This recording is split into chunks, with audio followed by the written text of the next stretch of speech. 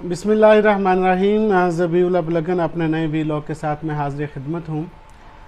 गुज़श्ता 2-3 दिन से यानी कि 22 जुलाई 2022 से एक पाकिस्तान मुस्लिम लीग काफ को लेकर के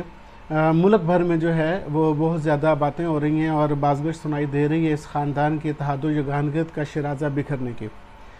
अगरचे इससे पहले पाकिस्तान भर में ये कहा जाता था कि गुजरात का चौधरी ख़ानदान वज़ादारी में और रवादारी में अपना सानी नहीं रखता मुल्क भर में, और इनके अंदर एक टेम्परामेंट और रवादारी और बर्दाश्त का एलिमेंट दूसरे सियासतदानों के निस्बत ज़्यादा बेहतर है। लेकिन अनफॉर्चुनेटली हमने 2018 के बाद से जब पाकिस्तान तहरीक-ए-इंसाफ की गवर्नमेंट कायम हुई और उसके बाद तहरीक अदम एतमाद का एक फ़ेज़ आया, उस तरीके अदम एतमाद के फ़ेज़ में हमने देखा कि चौधरी परवेज़ लाई साहब और चौधरी शुजात साहब की राहें बज़ाहिर जुदा जुदा हो गई, और अगरचे उनके ख़ानदानी ज़राए इस बात पर मुसर थे कि कोई ऐसा बड़ा इख्तलाफ नहीं है और इस इख्तलाफ को जल्द ही ख़त्म कर लिया जाएगा, लेकिन अनफॉर्चुनेटली 22 जुलाई को पंजाब में वज़ारत आला का जो इंतखाब हुआ और उसके लिए हमें ये मज़ीद नज़र आ गया कि ये ख़ानदान अब वाकई में अलग अलग हो गया है और अब इनकी राहें और सियासी राहें अब बिल्कुल इनकी जुदा जुदा हैं। दरअसल कल मैंने फेसबुक पर एक पोस्ट की थी और मैं उस ज़िमन में बात करना चाहता हूँ। ये ऐसी अचंभे की बात है नहीं, ना कोई आसमान गिरा है और ना ज़मीन फटी है और ना सूरज जो है वो मगरब से निकलना शुरू हो गया है और मशरक़ से और रास्ता भूल गया है, ऐसा कुछ भी नहीं हुआ। मैं ये अर्ज़ करना चाहता हूँ कि ये पूरी दुनिया के अंदर एक प्रैक्टिस है, स्पेसिफ़िकली पाकिस्तान में नहीं और स्पेसिफ़िकली पंजाब के गुजरात में नहीं। आप देख लीजिए दुनिया भर के अंदर जब ख़ानदान बड़े हो जाते हैं, उनकी औलादें हो जाती हैं और भाई भाई से अलग हो जाता है, ख़ुद वालिदैन अगर हयात हों, ज़िंदा हों, तो वो बच्चों को मशवरा देना शुरू कर देते हैं, अब इस घर में गुंजाइश कम पड़ गई है, अपना घर एक अलग ले लो, अपनी घर वाली को ले जाओ और बच्चों को वहाँ ले जाओ। ख़ानदान बड़े होते हैं और फिर वापस वो छोटे छोटे एक ख़ानदानी इदारे कायम हो जाते हैं। और मैं समझता हूँ कि चौधरी ज़हूर इलाही और चौधरी मंजूर इलाही साहब की औलाद जो है, अगर उन्होंने 1981 या 1980 से लेके अब तक यानी कि उन्होंने कोई 42 ईयर्स इत्तेहाद व यगानगियत का मुज़ाहरा किया है, तो ये पाकिस्तान समेत इंडिया, बांग्लादेश या अदर कंट्रीज़ के सियासी ख़ानदानों के लिए भी एक बाइस तक़लीद है और इनके लिए, इस ख़ानदान के लिए लायक तहसीन है कि 42 साल तक लोग तो ये समझते रहे कि चौधरी शुजात हुसैन और चौधरी परवेज़ लाई शायद सगे भाई हैं। बहुत कम लोगों को बाद में पता चला कि ये भाई नहीं, ये कज़न हैं। अगरचे जो सीनियर लोग थे उन्हें मालूम था, लेकिन मैं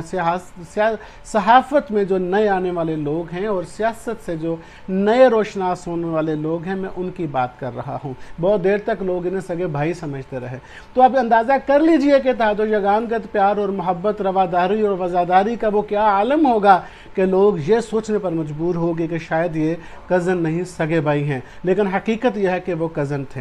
चौधरी ज़हूर इलाही साहब की 25 सितंबर 1981 को सूबाई दारुल हुकूमत लाहौर में उनका इंतकाल हुआ कि जब वो उस वक़्त के चीफ जस्टिस को जस्टिस मुश्ताक को उनके घर छोड़ने के लिए जा रहे थे, तो पाकिस्तान पीपल्स पार्टी उस वक़्त की मुनहरिफ और शिद्दत पसंद तंजीम अल जुल्फ़कार ने, जिसकी सरबराही मीर मुर्तज़ा भुट्टो कर रहे थे, उन्होंने उन पे कातलाना हमला किया जिसमें उनका इंतकाल हो गया। चौधरी ज़हूर इलाही साहब की वफ़ात के बाद ये सियासत जो है वो चौधरी शुजात साहब के पास आई और चौधरी परवेज़ इलाही साहब के पास आई। अगरचे चौधरी परवेज़ इलाही उम्र में चौधरी शुजात हुसैन से 3 महीने बड़े हैं, लेकिन इसके बावजूद भी पार्टी की जो क़यादत है और उस सियासत में जो सियासत कह लीजिए कि एक अपना सरबराही है, वो चौधरी शुजात साहब के हिस्से में आई और फिर चौधरी परवेज़ इलाही और चौधरी शुजात हुसैन ने 1980 से लेकर सियासत में प्रैक्टिकली हिस्सा लेना शुरू किया और कई दफ़ा MPA बने, कई दफ़ा MNA बने, बल्कि चौधरी परवेज़ इलाही जब पहली दफ़ा MPA बने तो वो पंजाब की वज़ारत आला के भी उम्मीदवार थे, लेकिन वो पंजाब के वज़ीर आला ना बन सके और शरीफ ख़ानदान में मियाँ नवाज़ शरीफ उस वक्त वज़ीर आला बन गए। बाद में चौधरी परवेज़ इलाही वज़ीर दाखिला भी रहे, चौधरी शुजात हुसैन वफाकी वज़ीर भी बनते रहे। इवन के जनरल परवेज़ मुशर्रफ के दौर में चौधरी परवेज़ लाई पंजाब के वज़ीर आला मुंतखब हुए 2003 में, जबकि चौधरी शुजाअत हुसैन कुछ अरसे के लिए, जिन दिनों में जनाब शौकत अज़ीज़ साहब को वज़ीर आज़म बनाना मकसूद था जनरल परवेज़ मुशर्रफ की तरफ से, तो उस वक़्त जो एक 3 महीने का गैप था, एक कह लीजिए केयर टेक तो नहीं कहा जा सकता, लेकिन एक आर्जी सेटअप था जो ज़फ़रुल्लाह जमाली साहब के बाद 3 महीने का टन्योर, उसमें चौधरी शुजाअत साहब को पाकिस्तान का वज़ीर आज़म भी मुंतखब किया गया। यानी किसी सियासी ख़ानदान की इससे बड़ी कामयाबी और शोहरा आफाकी क्या हो सकती है कि वो सियासत में आए और एक भाई वो पंजाब का सबसे बड़े सूबे का वज़ीर आला बन जाए और दूसरा भाई उसी मुल्क का वज़ीर आज़म बन जाए। मेरे ख्याल में ये किसी भी सियासी ख़ानदान के लिए या किसी भी सियासतदान के लिए उसकी अचीवमेंट की आखिर हो सकती है, इंतहा हो सकती है, और ये सारी इंतहाएँ चौधरी ख़ानदान ने देख ली थी। उसके बाद जैसे 2013 के इंतखाबात हुए, 2008 में पाकिस्तान मुस्लिम लीग काफ को बड़ी बुरी तरह शिकस्त हुई पाकिस्तान भर में, और 2013 में भी वो नुमाया कामयाबी हासिल ना कर सके, जबकि 2018 में यही ख़ानदान पाकिस्तान तहरीक इंसाफ के साथ मिलकर इंतखाबात में उतरा और इन्होंने कौमी असम्बली की 5 सीटें और सूबाई असम्बली की 10 सीटें जीतने में कामयाब हो गए। चूँकि 2018 से पहले सियासी आइसोलेशन था, सियासी तन्हाई थी, पाकिस्तान काफ लीग के पास अवाम में कोई पजीराई बहुत ज़्यादा नहीं थी मियाँ नवाज शरीफ की पाकिस्तान में मौजूदगी के सबब, और पाकिस्तान तहरीक इंसाफ की पंजाब में जिस तरह से वो अपने पंजे गाड़ चुकी थी पाकिस्तान तहरीक इंसाफ, पाकिस्तान मुस्लिम लीग काफ के लिए अपनी जगह बनाना बहुत बहुत मुश्किल होता जा रहा था। तो ऐसे में जिन लोगों ने कुछ अरेंजमेंट्स किए, उन्होंने ही फिर पाकिस्तान मुस्लिम लीग काफ की जो कह लीजिए सियासी इत्तेहाद या सीट एडजस्टमेंट, वो उन्होंने पाकिस्तान तहरीक इंसाफ के साथ करवाई, जिसके बदले में जैसे मैंने अर्ज़ किया, और उसके बदले में 3 साल के बाद अपना तारक बशीर चीमा साहब तो बहुत पहले ही फेडरल मिनिस्टर बन गए हाउसिंग के वफाक में, जबकि मुनिस लाई को 3 साल के बाद तकरीबन या पौने 3 साल के बाद उन्हें भी वफाकी वजारत दे दी गई, जबकि पंजाब के अंदर चौधरी परवेज़ लाई वज़ीर आला ने स्पीकर मुंतखब हुए और बड़े अहसन तरीके से उन्होंने पंजाब की असम्बली को चलाया कि जहाँ बड़े थोड़े मार्जिन के साथ पाकिस्तान तहरीक इंसाफ की हुकूमत कायम थी, और हमजा शहबाज जैसे तगड़े अपोजिशन लीडर जो हैं उनका उन्हें सामना था। इसके बावजूद भी चूँकि वो एक दफ़ा वज़ीर आला रह चुके थे, इससे पहले भी एक दफ़ा चौधरी परवेज़ लाई स्पीकर रह चुके थे, और फिर दूसरी दफ़ा ये स्पीकर मुंतखब हुए थे। इदारे को उन्होंने बड़े अच्छे तरीके से चलाया। अब ये तो अचीवमेंट्स थी, और मैंने हल्का सा और जल्दी से आपको पाकिस्तान मुस्लिम लीग काफ के सरबराही ख़ानदान जो चौधरी बरादरान हैं उनका हल्का सा एक खाका मैंने आपके सामने खींचा है। अब जब 2022 ही में अप्रैल और मार्च में जब तरीके अदम एतमाद का सामना करने की बात आई, तो कहा यह जा रहा है, जो कि ठीक कहा जा रहा है, कि पीडीएम ने पाकिस्तान मुस्लिम लीग काफ को अपने साथ इनवाइट किया, बुलाया, और उन्हीं की शराइत पर, मुस्लिम लीग काफ की शराइत पर, कि पंजाब में चौधरी परवेज़ लाई को वज़ीर आला बना दिया जाए, और उस पर पाकिस्तान मुस्लिम लीग काफ ने आमादगी ज़ाहिर कर दी, और जनाब पाकिस्तान पीपल्स पार्टी के सरबराह शरीक चेयरमैन आसिफ अली जरदारी साहब ने उस पर बतौर ज़मानत अपना किरदार अदा किया, और इस्लामाबाद में दुआए खैर हुई। पाकिस्तान पीपल्स पार्टी के शरीक चेयरमैन जनाब आसिफ अली जरदारी ने उसमें ज़मानत एज ए ज़मानती कह लीजिए या अपना एक ज़मानत का किरदार अदा किया, जिस पे पाकिस्तान मुस्लिम लीग काफ ने आमादगी ज़ाहिर कर दी और ये डिसाइड कर लिया कि अब हम पीडीएम के साथ जाएंगे, पाकिस्तान तहरीक इंसाफ के साथ नहीं जाएंगे। कहा जाता है इस्लामाबाद में दुआए खैर हुई, एक दूसरे को मुबारकबादें दी जाने लगीं, और कोई कुछ लोग तो बाहर से मिठाई भी ले आए, मिठाई तकसीम हो गई। लेकिन उसके बाद चौधरी परवेज़ इलाही साहब ने अचानक बनी गाला से टेलीफोन आया, और वो अपने बेटे मुनिस लाई के साथ बनी गाला में इमरान खान साहब के पास चले गए, और इमरान खान साहब ने तवक्कुफ़ भी नहीं किया, अपनी पार्टी से मशवरा भी नहीं किया, और कॉन्फिडेंस और एतमाद में आते हुए उन्हें चौधरी परवेज़ लाई साहब को पाकिस्तान तहरीक इंसाफ का वज़ारत आला का उम्मीदवार नामज़द कर दिया। ये वो नुक्ता आगाज़ था। अब लोग समझते हैं ना कि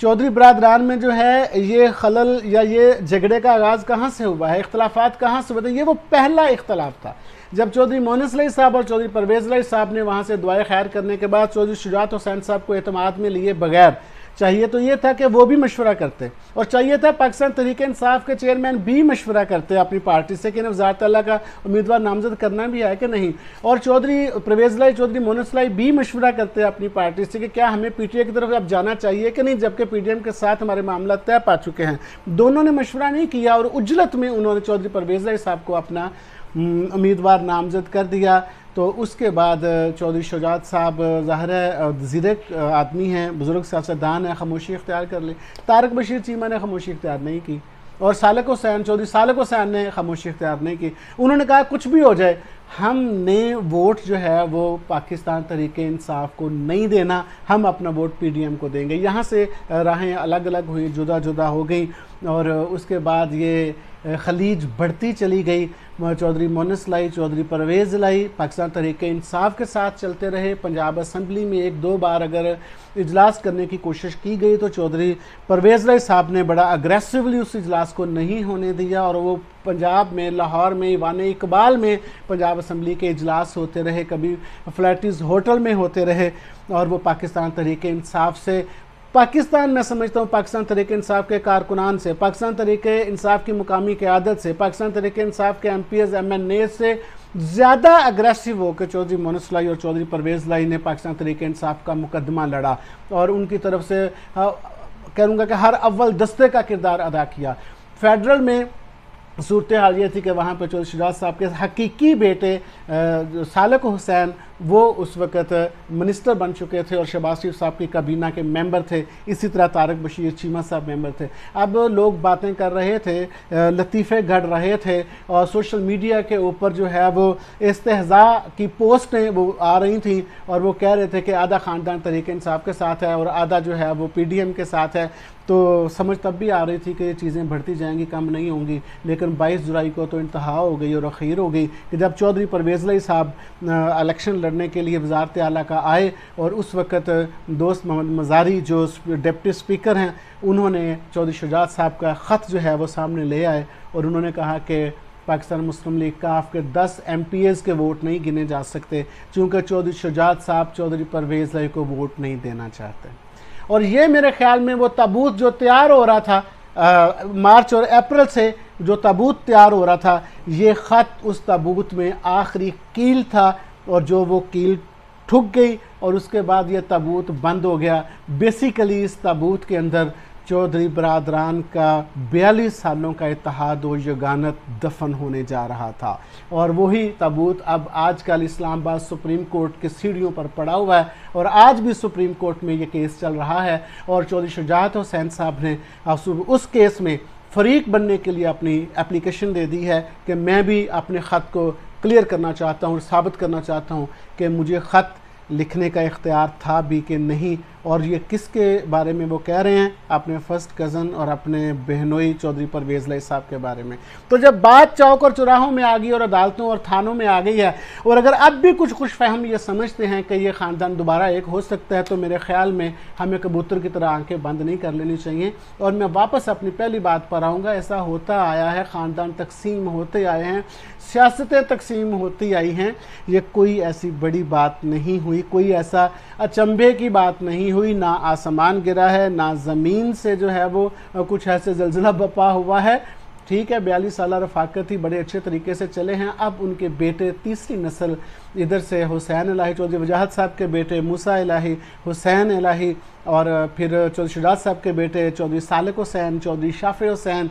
और इधर से मोनस लाई, चौधरी परवेज़ लाई साहब के बेटे। अब ये तीसरी नस्ल जो चौधरी ज़हूर लाई के पोतों की नस्ल है, अब उन्होंने अपने अपने तौर पर सियासत करने का फ़ैसला कर लिया है। तो मैं नहीं समझता कि ये कुछ ऐसा बहुत बुंचाल आएगा। ठीक है, हर किसी को हक पहुंचता है, लेकिन मैं ये ज़रूर कहना चाहूँगा कि अब ये ख़ानदान यकजा होता नज़र नहीं आ रहा। अब अगली सियासत देखिए और मैं मुस्लिम लीग काफ के जो कारकुनान हैं और उनके ज़िम्मेदारान हैं उनसे भी ये कहूँगा कि अब आप डिसाइड कर लीजिए कि आपने किसके साथ रहना है, चौधरी शुजात साहब के साथ रहना है या चौधरी परवेज़ लाई साहब के साथ रहना है। अभी तक जो हम देख रहे हैं वो तो ये नज़र आ रहा है कि जो पंजाब में पाकिस्तान मुस्लिम लीग काफ के कारकुनान, ज़िली ओहदेदारान और दीगर जो ज़िम्मेदारान ओहदेदारान हैं वो हमें चौधरी परवेज़ लाई के साथ खड़े नज़र आते हैं, जबकि हमें सिंध बलूचिस्तान और KPK की जो तंजीमें हैं मुस्लिम लीग काफ की, वो तंजीमें हमें चौधरी शुजात साहब के साथ खड़ी हुई नज़र आती हैं। बाकी अभी जब ये बंटवारा होएगा तो देखेंगे कि बाकी जो मुस्लिम लीग काफ की अददी अक्सरियत है वो किसके साथ जाती है, और या पाकिस्तान तहरीक इंसाफ कायम और पाकिस्तान मुस्लिम लीग काफ कायम रहती भी है कि नहीं। मुमकिन है कि चौधरी शुजात हैं वो मुस्लिम लीग नून की तरफ अपना झुकाव रखें और उधर अपना बोझ डाल दें, और इधर से अपना सियासी वजन शायद चौधरी परवेज़ लाई पाकिस्तान तहरीक इंसाफ के पलड़े में डाल दें। तो जब देखेंगे फर्दर में मुस्लिम लीग काफ बाकी रहती है, इसको कोई चलाना चाहता है कि या दूसरी सियासी पार्टियों में अपने आप को जम करते हैं। Thank you very much.